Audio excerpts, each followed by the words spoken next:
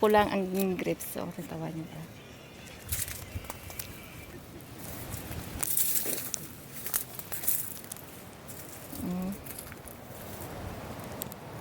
May cute-cute mga grapes, no? Cute siya. Alang-alang pa ni siya. Alang-alang pa ni siya. Oh, gagmay.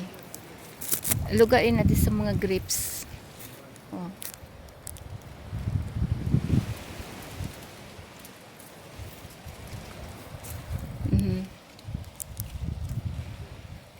Ari siya, cute-cute so. Bago lang gid siya nagano. So, perte natin kalapad nga lugar sa mga grapes. Ang green pa lang na dito sa punta aning ang pulahan ng ano, ang pula nga grapes. Tama kalapad. At dito sila nagapang kuha sila kay nagbakal kami.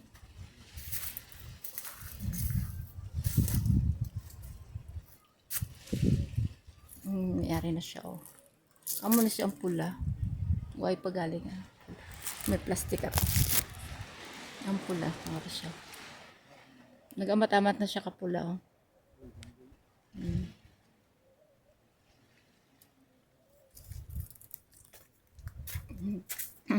Mayari siya. Oh, ari na may itom naman oh. Ari na siya, may itom na siya oh. Nagamix ang ila di may pula, may green. Tapos may pula, may itom. Amo na siyang itom.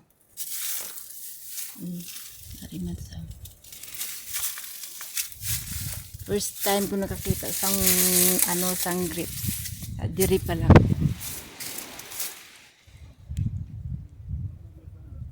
Ari siya. Ari siya. Pero ano,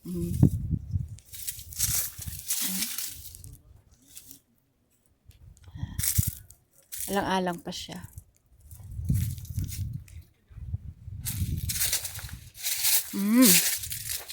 Ari sa sulod ka duro naman.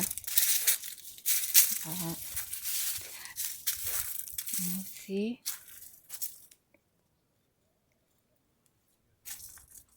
So, halos hindi makita sang ano, sang adlaw kay tabunan.